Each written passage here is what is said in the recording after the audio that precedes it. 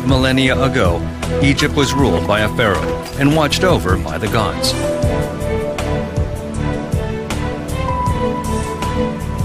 Math had its origins in this land, where a great river flooded an arid desert.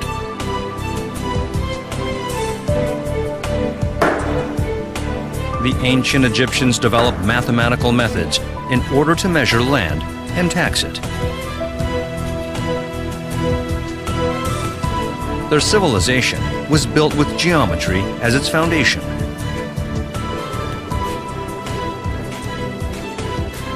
This new field of math brought to the world a new civilization on land, reborn each year.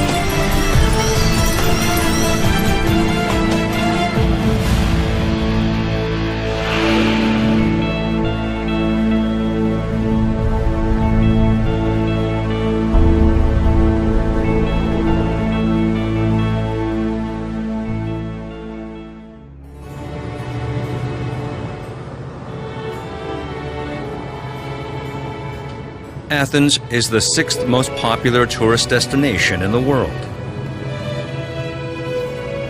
What visitors are looking for in this city is not the present. Like me, they are seeking an ancient state that flourished 2.5 millennia ago.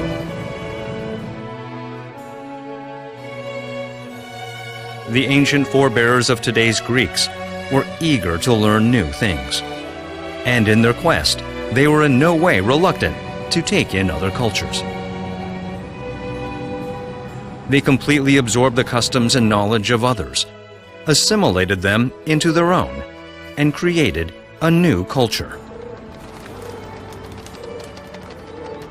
Today, we'll be introduced to a region and a book. Many people who lived during this short but dynamic period tried to understand things that were not visible to the human eye. And they recorded their findings in an important book. What's in the book has been read over and over again for 2 millennia. I have read it, and you probably have too.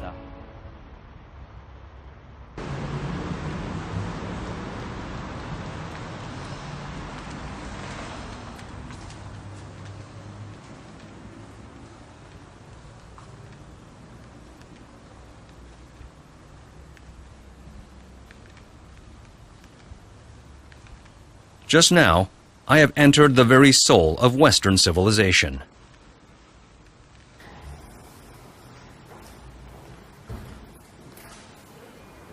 It is said that the origins of Western culture lie with ancient Greece.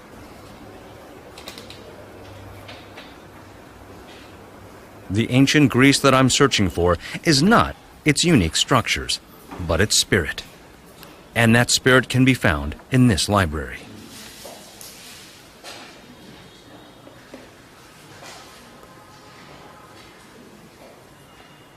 We've read a lot about the ancient Greeks. We've learned a great deal about Socrates, Plato, Aristotle, and Greek mythology.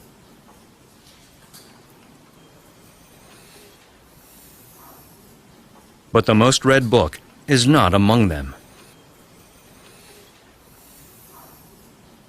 It is this book.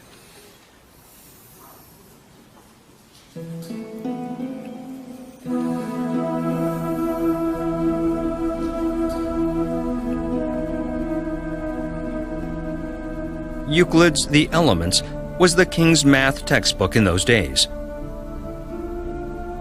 Ptolemy I, a ruler of ancient Egypt, was required to learn not only logic, ethics, and philosophy, but also math.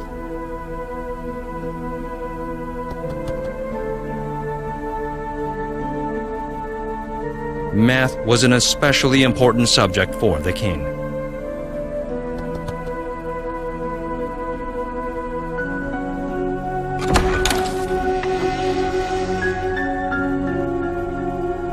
His teacher has arrived.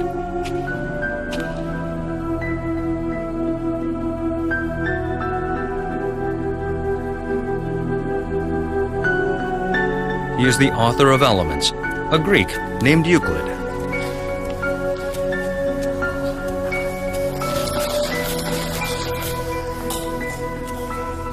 But why did the lofty king of Egypt have to learn math?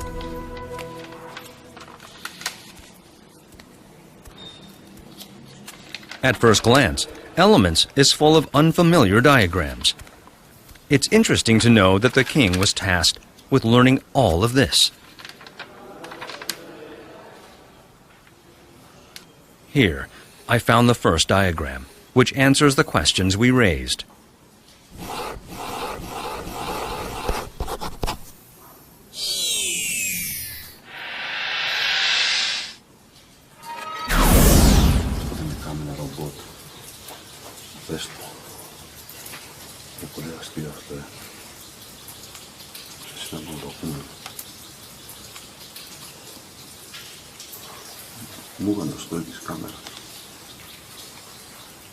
This man lived in the same period as Buddha, Confucius, and Lao Tzu.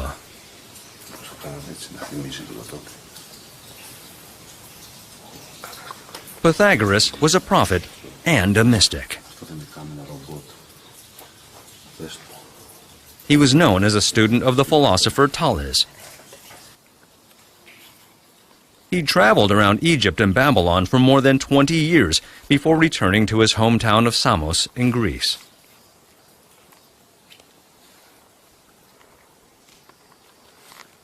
He wonders, what is this world made of?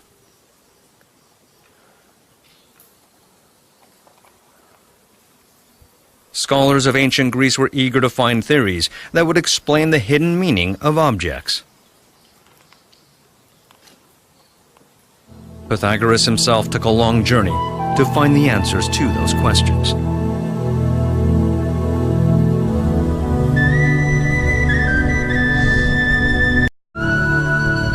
In the middle of the Egyptian desert, there was an enormous structure built 2,000 years earlier, even older than the Parthenon in Athens.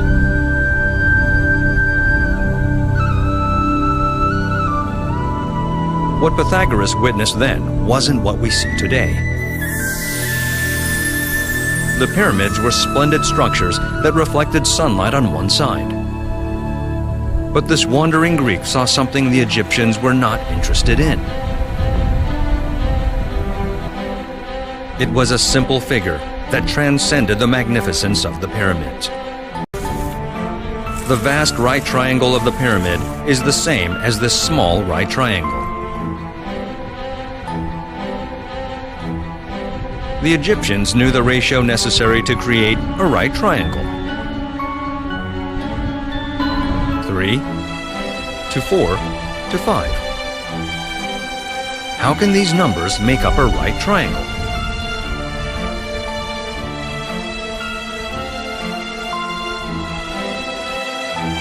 Pythagoras saw something even more amazing in Babylon. This Babylonian tablet contains a series of numbers. Let's write these cuneiform numerals in modern form. 119, 169. 3,367, 4,825. These were numbers besides 3, 4, and 5 that constituted right triangles.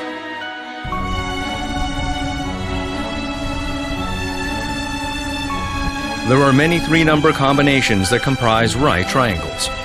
But why do certain numbers work and others don't? Pythagoras found hints in his hometown of Samos in Greece.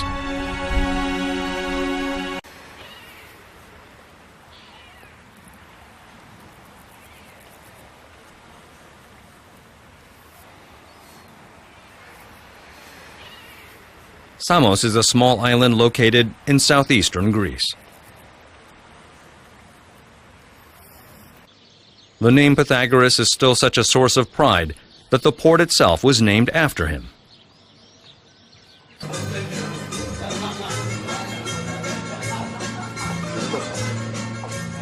Today, this place that is home to 50,000 people is a minor tourist destination, but long ago, it was a major commercial center of ancient Greece. Thank you. I have some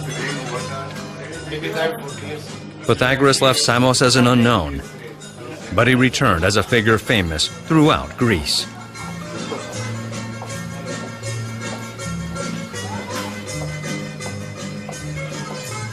This is because of the right triangle we have all learned about. The famed formula central to right triangles bears his name, the Pythagorean theorem. But the Egyptians and Babylonians already knew about this ratio, so how come it was named after Pythagoras?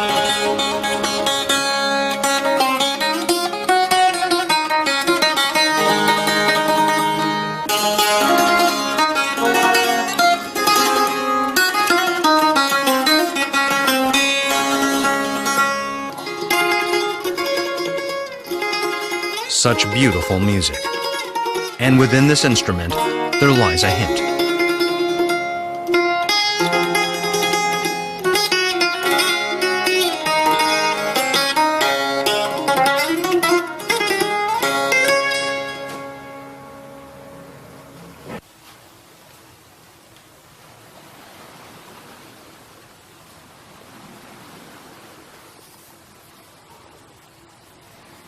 Even back home, Pythagoras continued to pursue the numbers he found in Egypt and Babylon.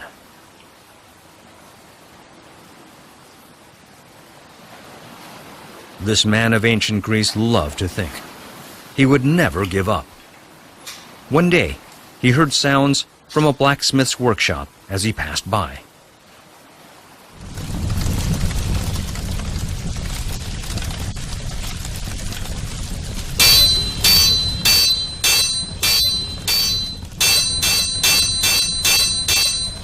It was a sound he'd always loathed.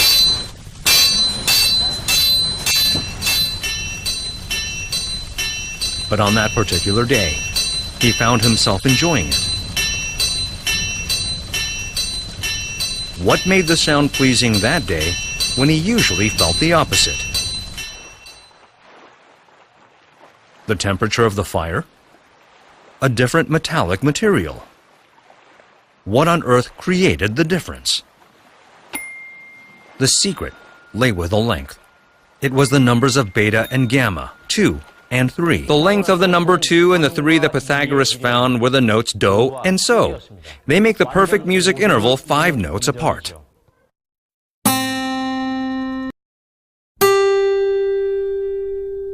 Two and 3. In other words, the ratio of 2 to 3 could turn anything into harmony. Pythagoras moved forward with this discovery. If 2/3 could produce harmony, then 2/3 of the previous 2/3 would also be harmonious.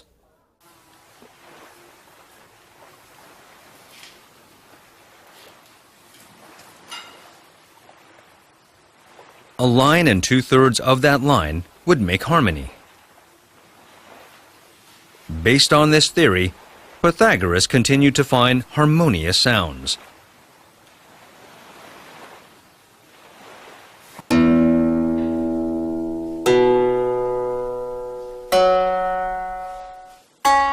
These are the sounds created by progressively following each string by 2/3 of its predecessor.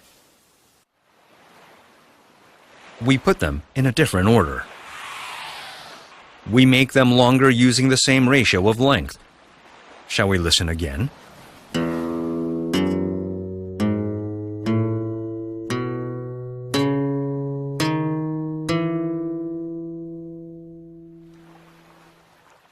This is how the 7 scales we know today were created.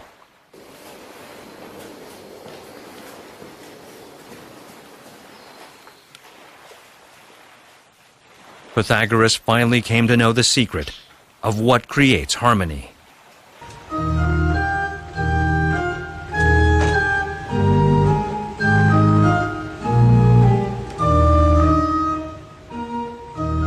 Music is an infinite treasure, taking us to a wondrous world.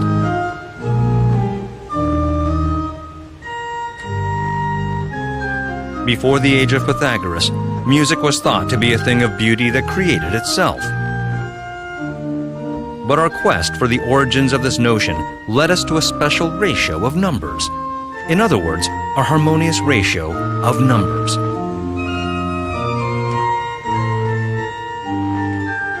Does this harmonious ratio of integers found in musical notes only exist in music itself? Pythagoras found the answer to this age-old question.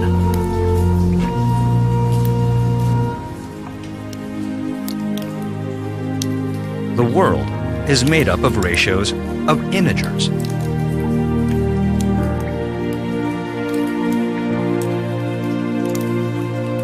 Pythagoras made great waves in a Greek society that was determined to find the principles, like water and earth, that ruled the world.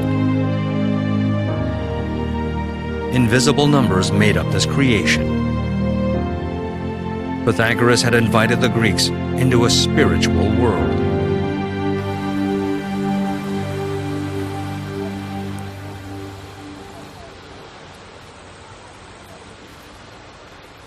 He found the relationship between the numbers he saw in Egypt and Babylon. This was the relationship of the 3 sides of a right triangle. Today, we call this the Pythagorean theorem.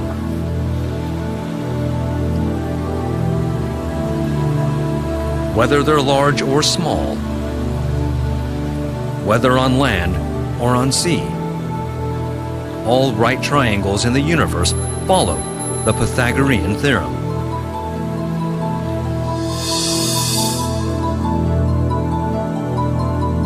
The Pythagorean theorem holds that the sum of the square of A and the square of B is equal to the square of C.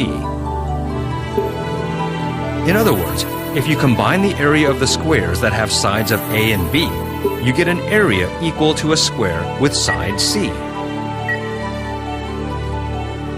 All the right triangles in the world satisfy this formula.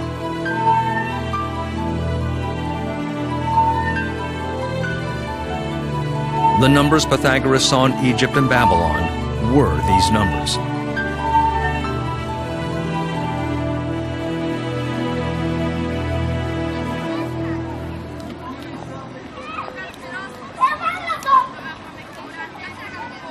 It is no exaggeration to say that math began with Pythagoras.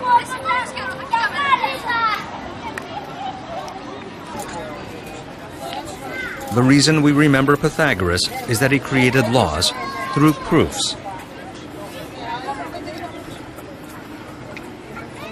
The Egyptians and Babylonians knew of the existence of these special numbers, but didn't know the laws behind them. But thanks to Pythagoras, math was instilled with a spirit.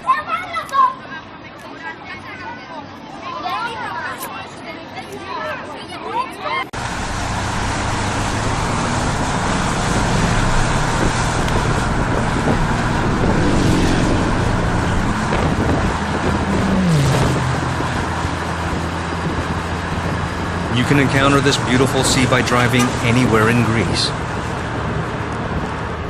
Although an archipelago of some 1,400 islands make up much of this country, Pythagoras' philosophy spread throughout Greece. Let's travel ourselves back to 1 century after his time.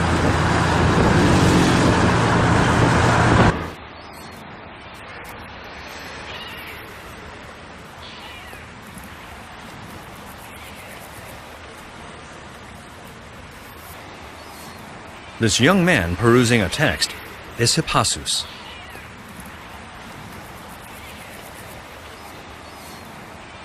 He was a follower of the Pythagorean philosophy. He vigorously pursued Pythagoras' faith and became a follower, but he raised some troubling questions. One of his concerns lay with the right triangle, Pythagoras' proudest achievement.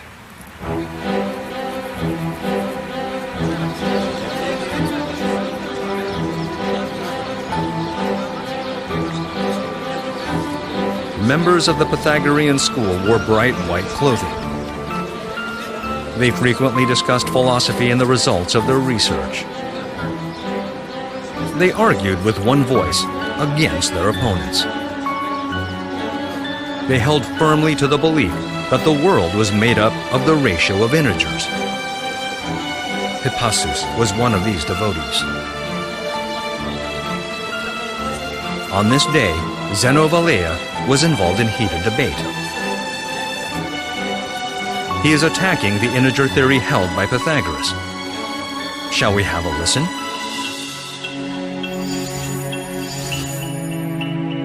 Achilles and a turtle are in a running race. If the turtle starts a few meters ahead, Achilles will never overtake it. Why is that? Achilles reaches the point where the turtle is. The turtle runs forward while he catches up. Achilles closes the gap again. But in the meantime, the turtle has moved forward. At this rate, Achilles would never overtake the turtle, no matter what.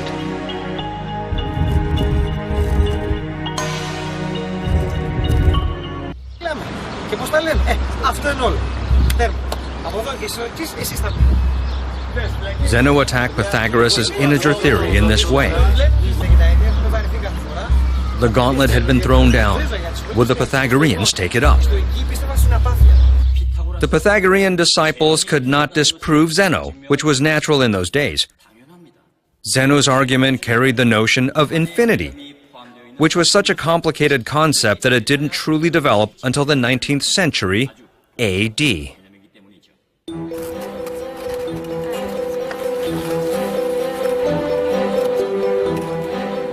The Pythagorean school was liberal enough to open its membership to females, but it wanted to maintain confidentiality. Thus, its members took an oath not to disclose their knowledge to the outside world. When they did publish their results, it was not as individuals, but under the name of the school.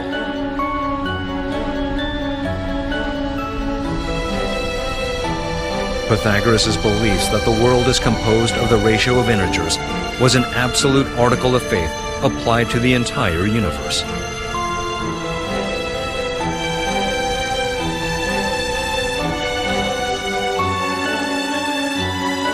It's not unreasonable to say that the nature of this group was religious, even cult-like.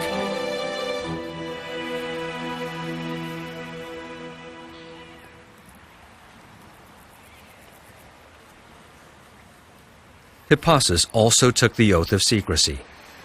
He could not betray their confidence.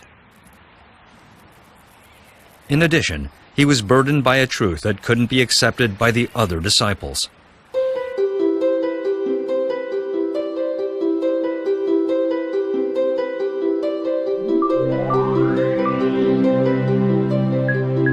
The Pythagorean theorem holds that the sum of the square of A and the square of B is equal to the square of C. But if the value of both A and B is 1, what would be the value of C? In other words, what would be the number if its square is 2? We must find out that number.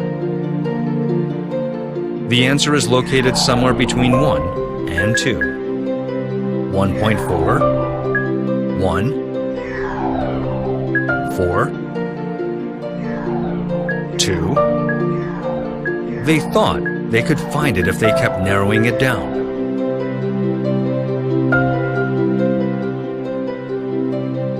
But Hippasus realized that the number did not exist, and that would mean the collapse of Pythagoras' world made up of integers.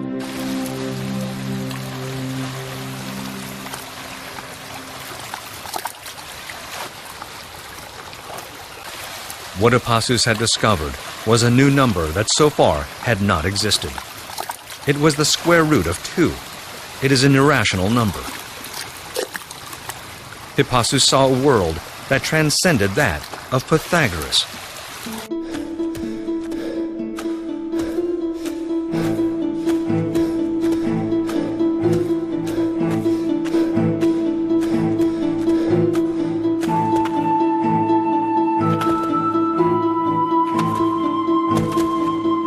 And now his fellow disciples were after him. He is the one who broke the sacred rules. Sometimes an era cannot accept the truth that breaks the bonds of its common sense. His friends could not just let it go.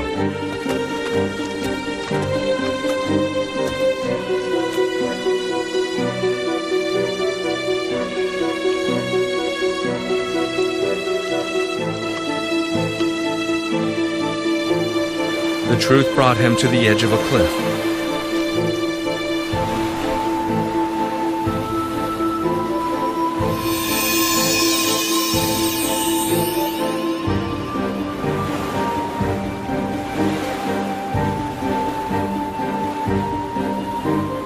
For his transgression, it is said that the disciples of Pythagoras drowned Hippasus to death.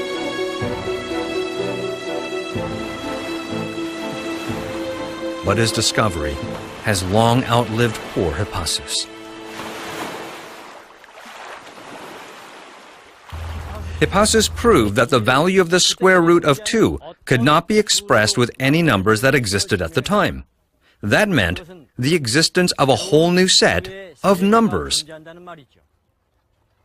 How did Hippasus know that a world of invisible numbers existed? That was possible thanks to the power of proofs.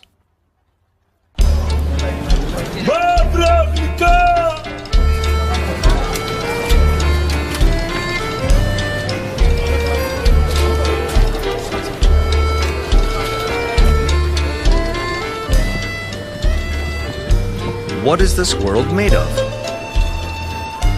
The Greeks fiercely debated this subject. Some said water, others said fire. Arguments led to more arguments. The Greeks who argued verbally made up their own narrative style. This led to what is called proofs. The proof came from math, which in those days was geometry.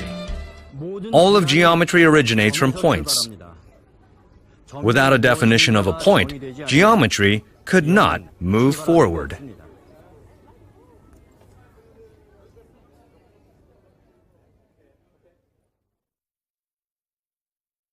We call this a point. But if it is enlarged even a little, its meaning becomes vague.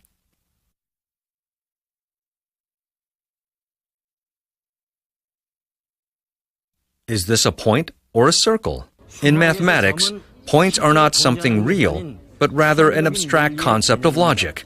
Many Greek scholars were bogged down on this question. What is the definition of a point?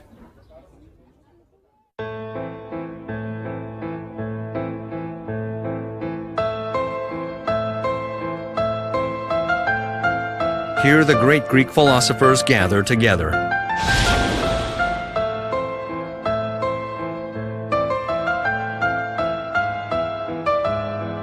The first person to define a point was Pythagoras. He declared that it was a monad, with no space but with a location.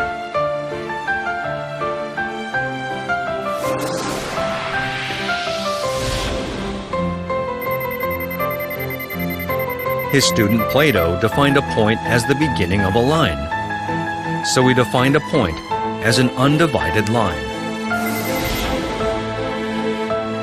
Aristotle argued against his teacher Plato. If a point is an unbreakable line, there must be an end. So what is that end?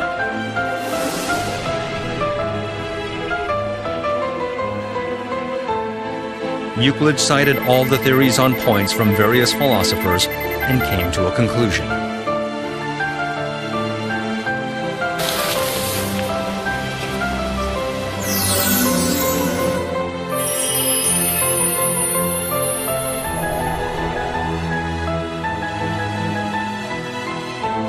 point is unbreakable. This is the first line in his book, Elements.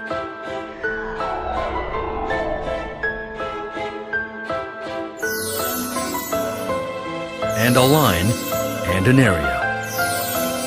The Elements begins with 23 definitions.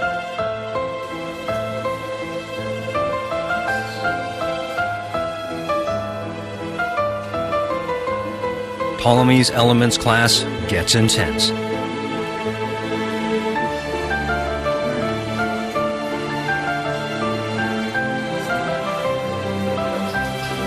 Those 23 definitions didn't belong solely to Euclid, but to all of Greece. Euclid taught how to prove things to the king by using these definitions.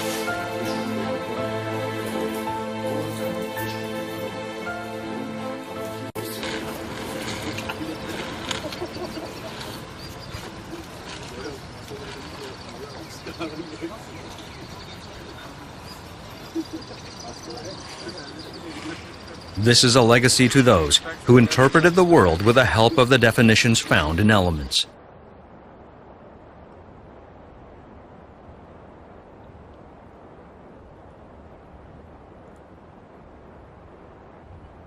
This entire structure, raised up stone by stone from its foundation, is typical of the ancient Greeks' mindset. Thinking, too, requires a cornerstone of philosophy.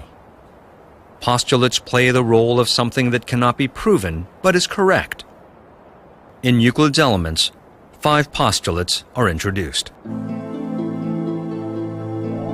The first postulate: a straight line can be drawn from any point to any point.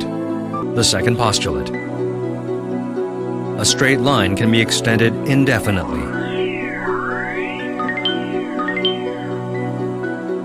Thirdly, a circle may be described with any given point as its center and any distance as its radius. Fourth, every right angle is equal to one another.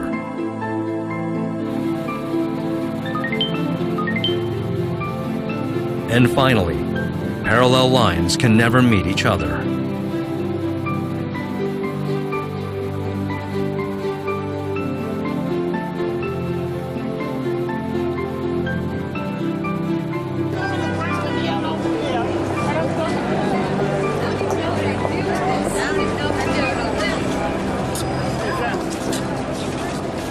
It has been 2,000 years since that book was first released. It still has an influence in our modern lives. It seems complicated, but contemporary society is built upon mutually agreed postulates.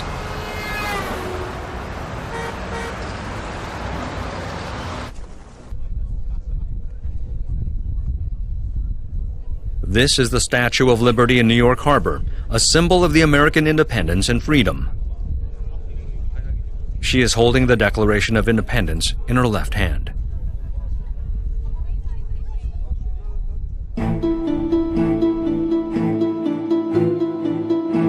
The Declaration of Independence itself follows the structure of Euclid's Elements. It begins with a postulate that all men are created equal. It concludes with a demand for independence from British rule. Many books such as Isaac Newton's Principia or Ethics by Baruch de Spinoza follow the writing style of Elements.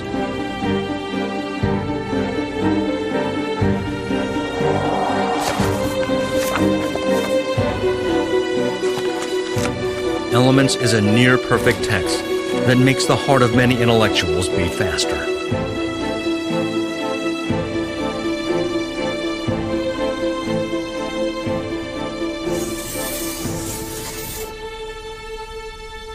Make a regular triangle with a line.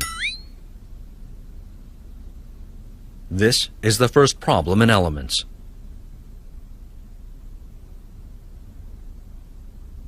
Can we simply draw it randomly?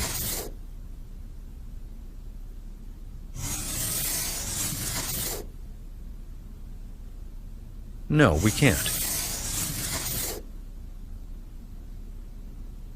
We have to begin from an agreed-upon starting point. The teacher says that we must use these definitions and postulates.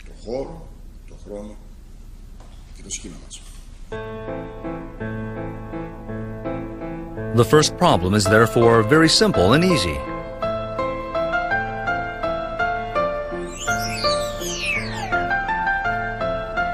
Keep the 5 postulates in mind.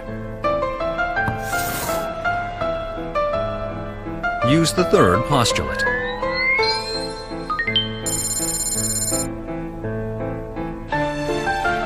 First, draw a circle. Then, we draw another. Next, the first postulate is used.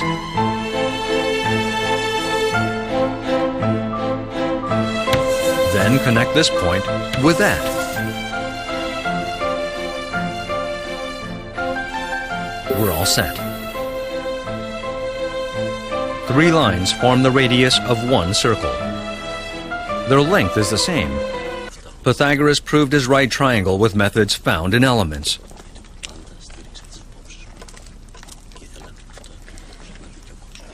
Many modern mathematicians use them as well. Elements began with Pythagoras and was completed by Euclid. It became a permanent part of mathematical language.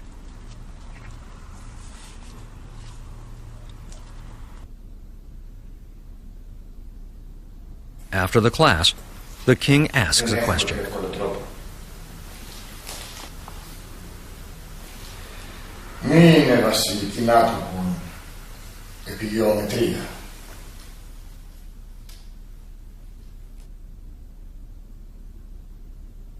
Are you by any chance looking for a simpler path?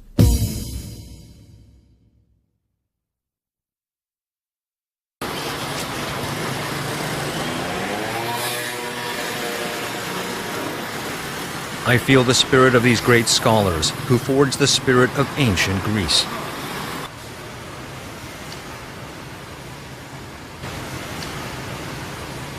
I pause for a while in this world of precise logic, to which they had devoted themselves.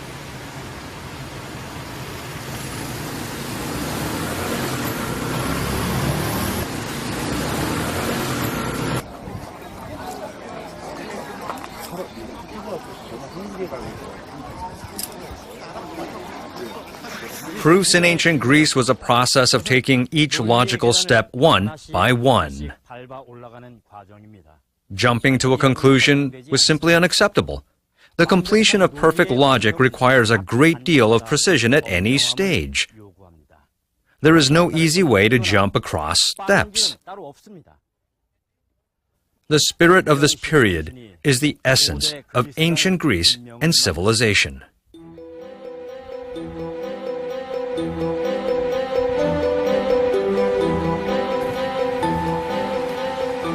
It sounds difficult, but it's a very important lesson.